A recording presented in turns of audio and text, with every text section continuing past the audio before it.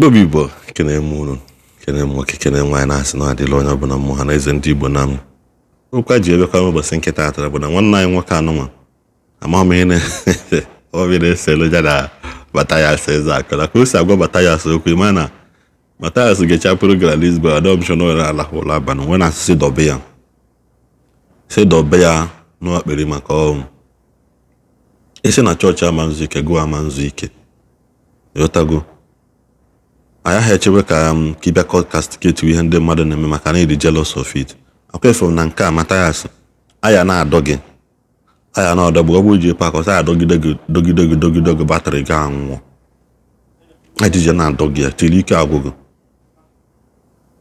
efu onye ha arịa bụla a problem to everybody ndị mmadụ na-ama mme omenala bụ ụzọ eziokwu na-ege onye oshi isi wagosi tụalụ gị ego ka iwe jee anwamji na chọọchị gị tụalụ gị ego ndị chọọchị omenala ya iwejedewa ji anyị ka anyị atụrụ gị ego ka iwe waa ji na chọọchị gị onye oshi ana m ekwe ya sị na ị ga-amata ya sị na anata ndị mmadụ o ji ya abawala onwe ọngara because by the time they will discover ndị mmadụ ya ama ihe Matthias relocate go family etu obodo Igbo jee dị eje kampụ ọrụ onwe maki ha nọ na-ekwu o dị bizi na-akwa ya na very soon alụwa hostels lụwa ihe niile ọlụchacha all these things megide nke si unu ka ọ jee vacation ọchịrị ya ahụ ọ na-eme na mkpọ dashia ya mmadụ jewala obodo Igbo na-abazi mba online na-ekwe ndị mmadụ mata ihe n'oge Matthias will not be there to fight for you. Matthias is only fighting for his own pocket. His own pocket ka ọ na-alụlụ ọrụ maka na ọfụgo na people the rebellion people has against the church and against Jesus is becoming wide. People think they are getting wise. They are not getting wise. They are only falling into the tunnel of the bottomless pit like this. They are only falling into that tunnel. So they are rotating in circles. Because when God told Adam and Eve, said, this tree is a tree of life and this one is a tree of death. If you learn it, we say, no, this tree is a tree that when you eat, you become wise like God. Or so you will become wise as God, or say like God. So Adam and Eve did the so when God came and he said, God only knows where to locate Adam and Eve. By the time because they think they became wise. So by the time that is when he began to ask Adam, where are you? If you name Matagi, this is exactly the same thing in the modern Emeketa. Building that wall of Babylon. God, they will think they will reach heaven by their own mindset. It's not possible. So then here one night we can do Matthias vam na video no kuno phone. Na ine kuno boss nketa. Erigunu. Matthias erigunu. So na Matthias na aguzi egwu ndị church na agba afa Jesus Christ. Nya na Matthias na aguzi egwu ndị ụka kita na agba aha Jesus Christ aha Chineke. O wee si na omenala ka ọ na-eme. Erigunu. Matthias erigunu. Matthias ewerugo brain unu ncha niile. Gba bet na ija. Just watch the next video. I will come back and say what I want to say. Make sure you watch this video till the end. Kambia kwan.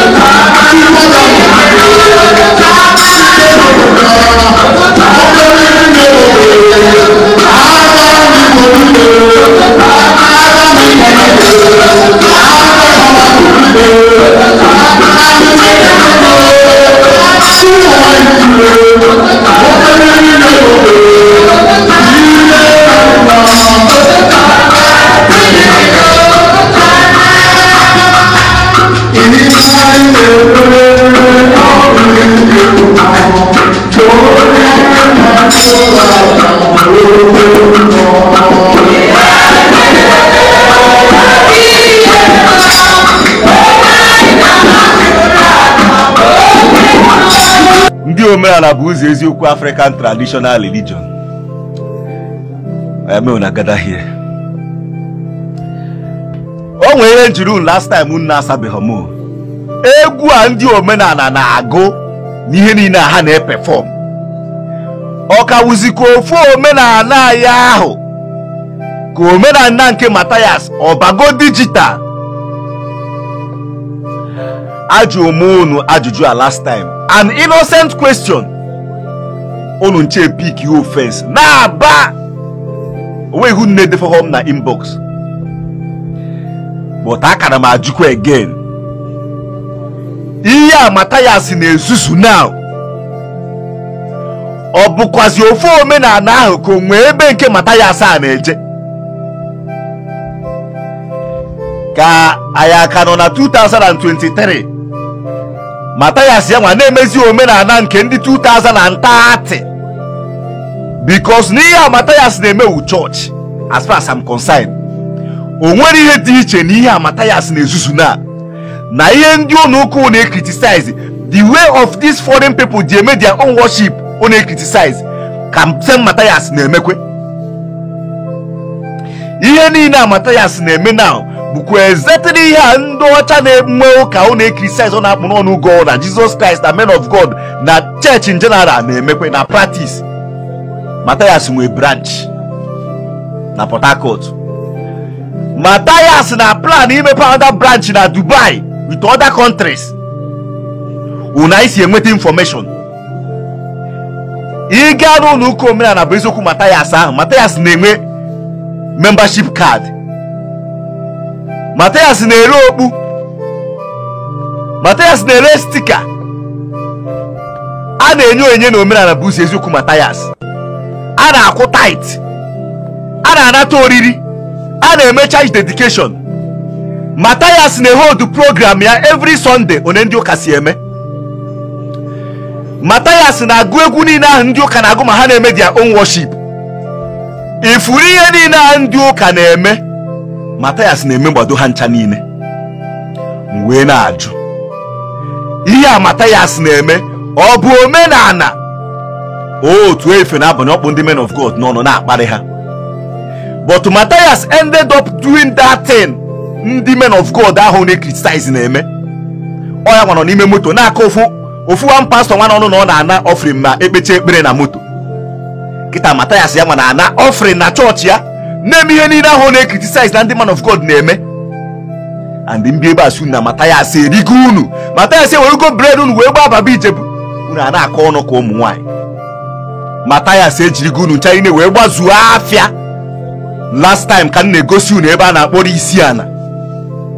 Kedu ihe most of you kwu? Ọkwa no na-akụ isi abaworo men of God na pastor unu na Jesus Christ unu. So no that means no onwe ihe not there. Iji gosi unu mbụ ndị eriri eri. The same Matthias we na-criticize all those people, all those men of God, all the church people and their activities. And now Matthias na-emesi that the same thing we na-criticize. Una we bịa na asem na that is how you bow to your pastor. That is how you bow to your man of God. Iji gosi na origo unu buru brain box unje eche ezigbo echiche.